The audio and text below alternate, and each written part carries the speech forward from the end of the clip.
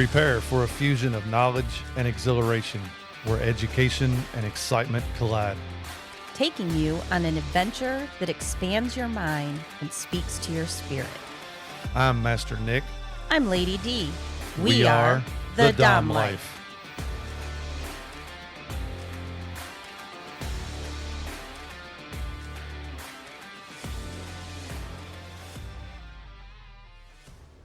This podcast contains sexually explicit topics and adult content.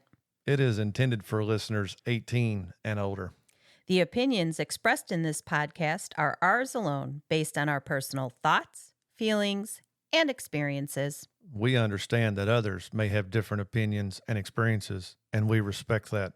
We would love to hear from you. You can reach out to us at www.thedomlife.com. So, praise. Okay, yeah, let's talk about praise. This is where you get the physical, emotional, and psychological responses you want by using praise, right? Yes. So, good girl. That's a big one. That's a big one. And when we started talking about this segment, when we were like talking about all the different things, I was like, hearing good girl from you is great, but it doesn't produce this kind of a response. Correct, it does not. For me. And the reason why is because we didn't develop this in our relationship. Mm-hmm. You are not a big speaker. I'm not. I choose silence over words majority of the time. I let my actions speak for me. You do. And the reason you don't get the response of me saying good girl is because I feel uncomfortable as hell saying it. It sounds weird. It does. When you say it. Now, not all the time. Once in a while, Right. It'll slip out because you've given me like the nonverbal commands. As soon as like I did it at the club, you're like, good girl. It Right. came out natural. But most of the time, it sounds forced for you. It is very uncomfortable, which is, it's one of my weak points. Right. It's one of my parts that I want to develop, I want to get better at. It ties along to the mental domination that I'm intrigued by. I love the fact of mental domination, but I don't know where to start. I'm uncomfortable with it. I've got a lot to learn. So I feel that this ties into a lot of that. Physical domination is it's kind of your wheelhouse. You're really comfortable with teaching and implements and tying and stuff like that. But when it comes further into even words, like you said, I mean, we could sit a whole night and not talk other than a couple of words, and you're completely content. Yeah. I'll be over there stewing because I have all these words that I'm not using, and you're just completely oblivious to it because you're happy not talking. Well, I mean, I've been at work. I've instructed my people at work, this is what we got to get done. I've been to meetings. Well, I've talked about what's going on at work. Listen, I do a lot of talking at work. It's a scientifical proven fact. You can Google it if you want, but it is a scientifical proven fact that women have more words per day to use than men. And when men get to their limit, they just kind of shut down. So saying that, you have taken some steps during our sexual interactions, which few and far between people, I'm still healing. But prior to this, where you actually used your words to elevate my pleasure. Like you would say some things and all of a sudden I'm responding more. So that leads you to go, okay, let's do it a little more. Right. And so there was some development of that, which I enjoy. Right. I enjoy, that leads into the degradation part of this. So praise is one side of it and degradation is the other. Yeah. So a lot of people use in humiliation and degradation are two different things. A lot of people use degradation type of things in sexual interactions where you're talking to somebody and you maybe call them a bitch, a slut, that kind of stuff. Or all you're good for is my cum receptacle. Like these are things that people use, and it's a turn on. I read a lot of books. I've read a lot. And so those are things where you objectify a person and they're not a person, and you can say all the things you want and they just get hotter and hotter because it sounds good during sex, and some people like it outside. I mean, I'm not judging or anything. So there's that whole side of degradation, using your words and your to control psychologically somebody, and it's a turn on, and you're trying to build that DS in that as well. Right. Which again, that's another. So I'm not good with the praise. I'm definitely not good with the degradation.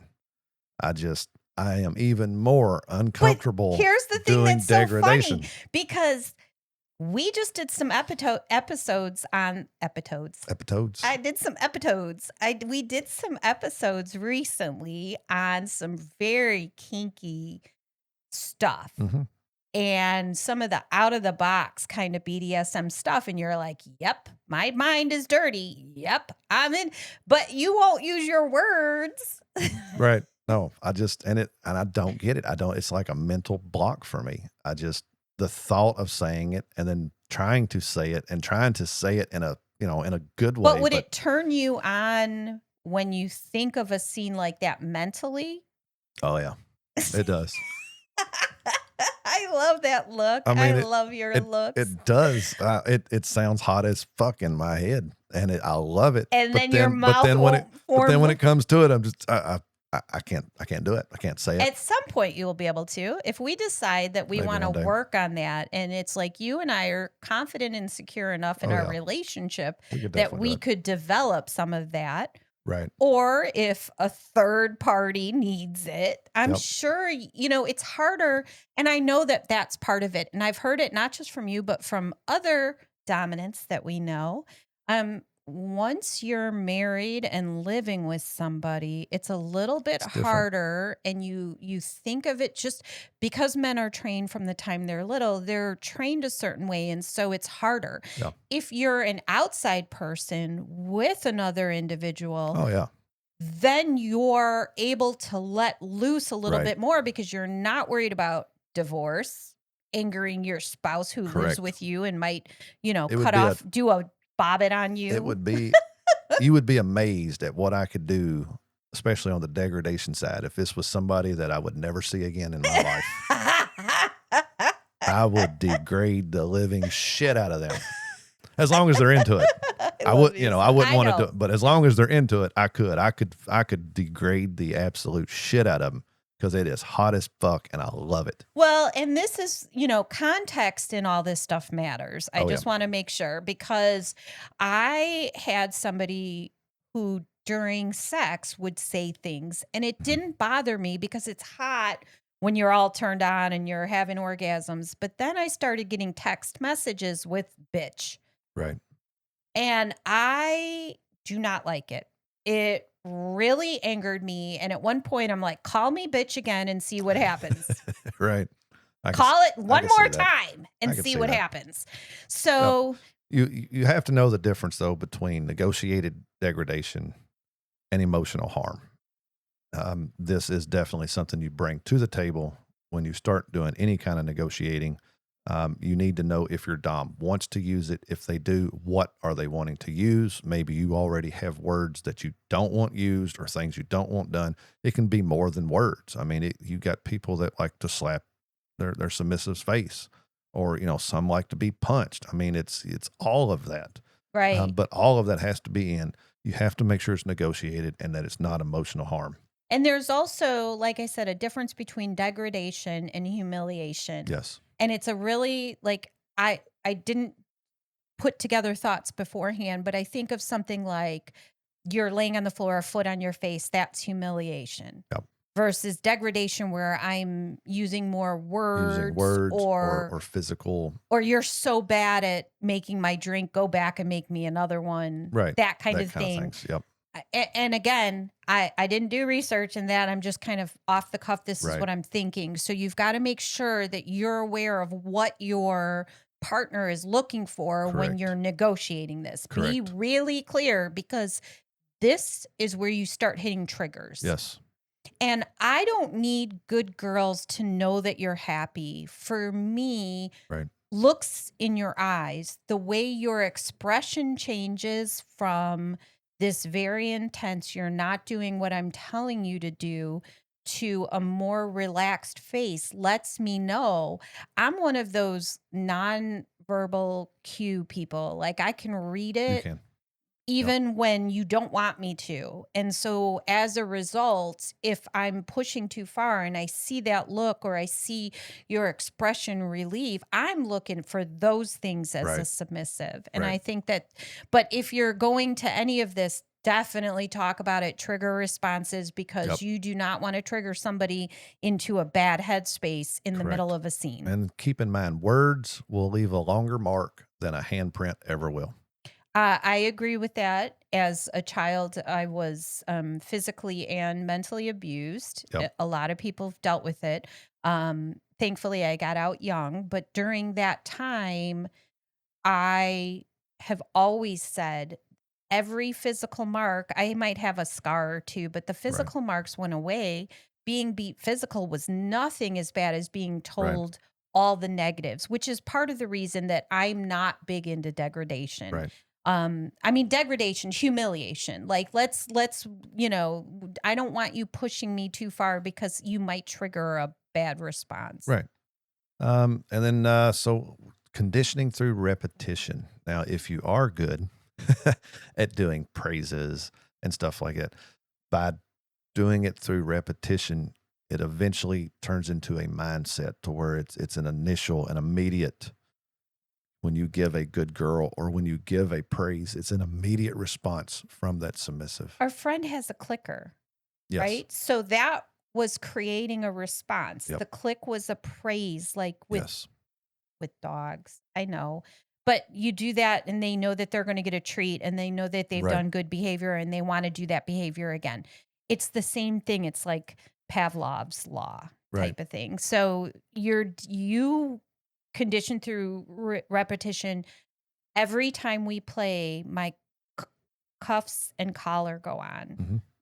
Sometimes my ankle cuffs, but always my wrist cuffs and my collar. And that lets me know by repetition. And it's instantly like my body goes, ooh, stands up and says, let's go. Exactly. Also keep in mind, overusing praise can weaken it. Yeah. If you're constantly, good girl, good job, you're such a good girl. I'll give you a good example of that. I'm sorry. I overuse I'm sorry. I say it all the time. So when does it actually mean something? If I bump into you and I say I'm sorry, and you're like, it's no big deal, but then, you know, oh, I was going to do this, I'm sorry. And I know that that's a triggered response, and I say I'm sorry too much. So I tell my son, I'm training my son against it. Don't say you're sorry unless you mean it. So it's the same thing with praise. If you're saying, oh, good, you're doing great. Oh, it's good. Oh, it's good. Eventually, it doesn't have the effect that you want it to have. And when you use it, when I use it, because I'm like, it's once in a million. Stars, there you go. and it's like being under the. That's another example that you brought up. We have a friend that packs around gold stars, and when somebody does something that he really likes or enjoys, he gives them a gold star. You got a gold star one night from him. I did get a gold star, and it tickled you to death because it's different. He was thinking outside the box with it, and I mean, he went on Amazon and bought forgot how many hundreds of gold stars. And everywhere he goes now, he takes 4 or 5 with him just in case he needs one. But that is a good praise to have. Yes, because you did that as a kid in school, and now all of a sudden you're getting this gold star. Right. I forgot about the gold stars. That's awesome. I didn't think of it. And I didn't even think of it. I was just talking like when you give me a praise, it's like, you know. Right. All right. Now let's talk into what I do excel at. Oh my gosh, you're so good at this. Silence as power. Silence is golden for you. That's where I excel. It's your wheelhouse. That's my wheelhouse right there. People are uncomfortable in silence, and a dom can use this to their advantage to make a command stick, to get a submissive to admit to guilt, And to show strength. What?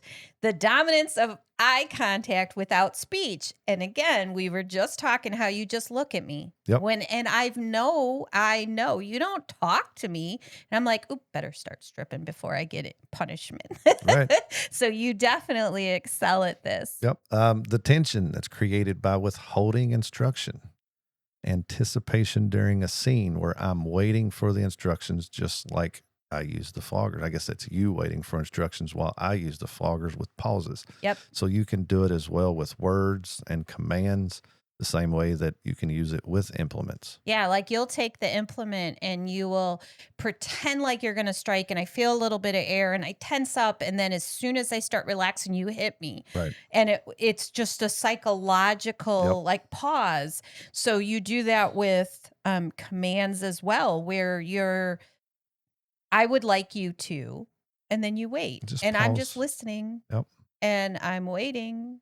And I'm waiting. Yep. And then when you tell me, I'm ready to do it in an instance because I've been waiting to hear what it is you want me to do. And the same thing goes to scenes. I know we talked about this before, but repetition during scenes, having the same patterns, having to do, chaining up your submissive to a cross, and then just stepping to the side and having a drink or scrolling through your phone. Oh, it would make me crazy. That does the same effect as silence with words. Right. Silence is as confidence. So I'm not a big wordy guy. I don't talk a lot. So for me, I'm more confident when doing with silence. Yes. And the thing is, a lot of people aren't. Right. So for me, when there's a long silent anything, I want to fill it with words. Right. And so this makes a big deal because you come across as much more confident, secure, stable, situated than if you're always trying to fill the space with words. Correct. And I think you do a good job with that. Yep. And it's always good, especially during scenes. I mean, talking is good. Giving commands during a scene is good. But if you are, like you said, filling the silence with words, it's a distraction. Yes. It takes the submissive out of their mindset. Now they're second guessing, what kind of dom do I have here? They're not feeling very confident. They're not feeling very trustworthy. They're not.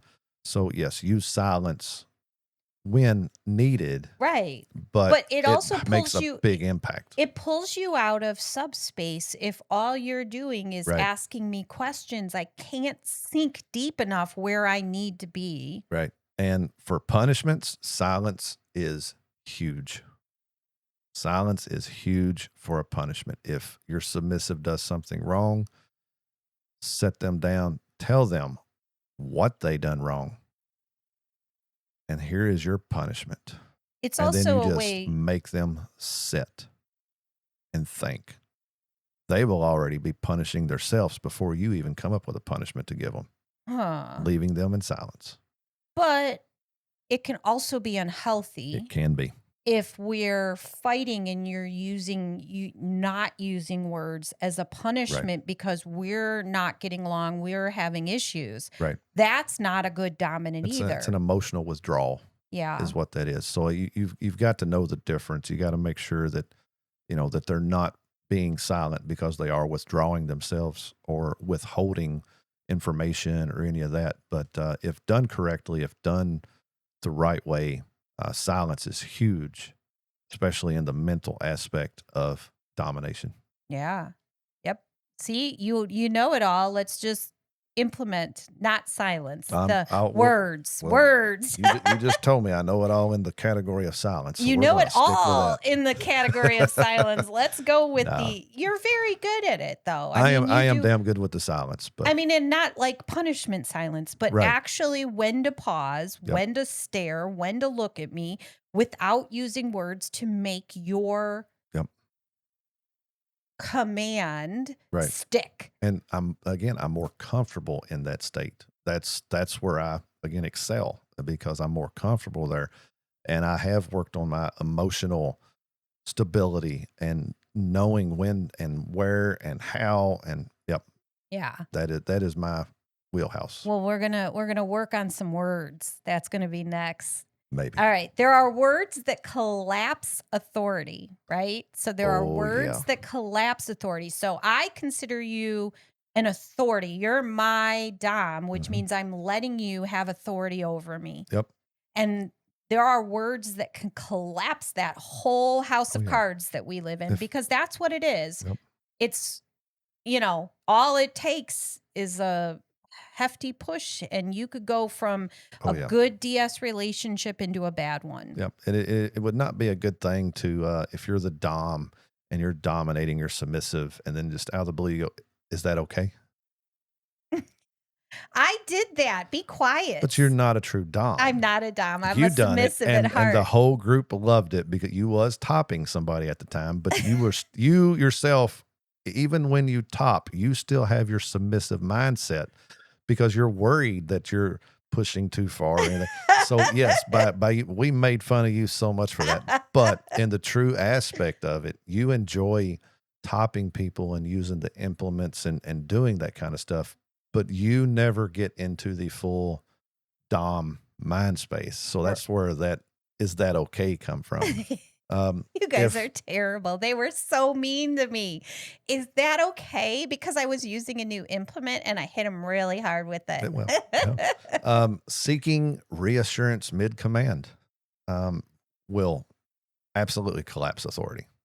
Yeah. The other thing is when you're over-explaining yourself. Like, hey, I want you to kneel down, and then go, I want you to kneel down because I really want you at that level because that's no longer a command. Everything past, I want you to kneel down is irrelevant. If you're going to show authority, show authority. Right. Don't explain yourself. Don't tell I'm very good at explaining myself too. This is my submissive wheelhouse here. If you want me to I explain things. Right. To the point where his eyes cross. No. How about if I say, come here? Sorry if that was a little harsh. Kind of lose the authority part there for the apologizing. Oh my gosh, that is words that would collapse the authority immediately. Right. And then the other thing is the reactive language. If, let's say, you're in your little fun, playful, bratty mindset, and I'm just saying, stop that. Don't do that. Would you stop? Don't do that. Hold on now. You sound like a mother. Yeah. So in those instances, it is a, you're done.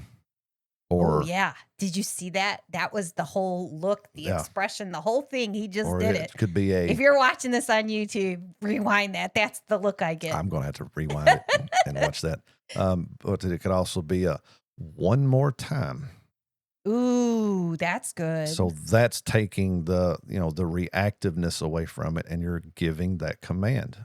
It's not causing the authority to leave. Right. That means you're not asking, you're not yelling, you're just saying, let's see how far you want to push this today. Right. So insecurity leaks through phrasing, right? Mm-hmm. Because if you're not confident in the command you're giving and you're trying to say something like, honey, or I guess it wouldn't be honey. It would be like, you're going to take my cum tonight. And then you're like, honey, please take my cum tonight. You know what I mean? Like there's this whole, if you're not comfortable in saying it and it can't come out of your mouth. Do what I do and just don't say it. Just don't say it. Honey, can you take my cum tonight? Yeah. Let's talk a little bit about the difference between consent check-ins and insecurity check-ins. Because you have to have consent. And if you're pushing me outside of my comfort zone, which we have a complete 24/7 dynamic, a contract, and agreed upon, like you are in control. I let you push as far as you need to push because I trust in you. Right. And so if you're pushing me and you need to check in because you're pushing there are ways to do that while still holding the authority. One way would not be to walk up and saying, are you okay? All of this. That is where you can use your safe words and your phrases on that. And you actually will ask that. Yeah, what color are you? Yes. I love that's a great one because we use green, yellow, red. So green. To keep the submissive from coming completely out of the mindset that they're in or any subspace they're in, walking up going, are you okay? Now you are requiring them to think of an answer on how they're feeling and all that. But if you just ask them to give you a color, something that is already instilled in them, it shouldn't take them out of that mindset. Man, that is a perfect example. Another is I would say that if you came up and you pushed yourself against my body and in my ear said something like, how hot are you now? You know what I mean? Like you're letting me know that you want me to be turned on and not, right. And not worried. And another to add to that would just be for me to place my hand between your legs. Oh, well, yeah. And then ask that question. Dang. Now, you missed one key point right there that can make it or break it. I'm just kidding. That's because you're the dom and I am the submissive. Yay. I'm so lucky. Fear-based language can erode power. While being a dom, while being in a DS, you don't want to instill fear. If you are trying to instill fear into your submissive, you're not gaining power by it. No. You are actually losing more power. That is causing the submissive to take back any power that they may have given you. Right, because I don't trust you. It's not given to you now. Now you're taking it. Right. You're being aggressive or, you're using your strength over me. Right. To take what I would have given to you freely. Yep. If you didn't behave like an idiot. Very well said. All right. So words don't just direct behavior. They build identity. I agree with that 110%. I'm going to say it again for the people in the very back. Words don't just direct behavior. They build identity. And we are asking you, our listeners, what kind of identity do you want? Do you want to be known as the dom that is the calm, steady, has their emotional needs under control? Yep. Or do you want to be the chaotic, the one that goes off the handles, the one that instills fear into their submissives? We want you to be the best dom you can be. And by taking all of this and controlling all of this can make a huge impact. You can be a good example for your friends that are in the DS dynamic as well. I know we have talked about it. We was talking about it in our earlier. We choose who is in our inner circle. Yes. And we do that for a reason. All of our inner circle are in a DS dynamic, but they carry the same characteristics and traits as what we're saying here. Exactly. They have the calm, the steady, the soft tone. Well, not really soft tone, but they carry that tone of I'm in control, I'm in charge, but I'm not abusing it. Right. And it doesn't mean that. So we've talked about aggression in here, and it doesn't mean you can't be aggressive if that's what's required. It's about not being abusive. Correct. Aggression can sometimes be a benefit in a DS dynamic as long as it's not abusive. Correct. And I see that we've chosen people that use all of their tools in the right way. We wouldn't have people that we feel are a danger to their submissive. Correct. Or the submissive is not. And on that, I could not hang out with a dom that raises their voice or gets emotional anytime something doesn't go their way or flies off the handle I do not want to be around that. So that's what we're saying, is you have to decide what you want to be. And that is, words don't just direct behavior. They build your identity, and other people see that. Right. Are you portraying strength and stability? Are you showing your confidence in commands?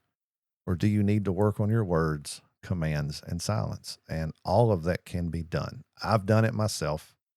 I have built up. I still have a long way to go. I've got a lot more tools I need to sharpen. I got a lot more stuff I need to learn. But over time, this is the kind of stuff that I've learned that makes me a better Dom for you. I agree. And on that note, let us know. Send us a message. What do you look for in a Dom? Or as a Dom, what is your wheelhouse? Where do you feel you fit at in here? Where do you excel? Is it like me, in silence? Or do you like to use your words? I want to know. Because if you use your words, I want to talk to you. That would be awesome. And with that, you all have a great week. Come back next week for another new topic. Have a good one. Bye. Please follow, like, and share our podcast. Make sure to visit thedomlife.com, where you can find pictures and other details about the Dom Life podcast. And through the Contact Us button, you can ask questions or provide recommendations for future episodes. We want to explore your kink too. Be sure to check out upcoming events to see where our adventures are taking us, and our photo gallery to where we've been. Thank you for joining us on this journey. We hope you had fun listening and learning with us. Till next time, keep calm and remember your safe word. Red, red, red.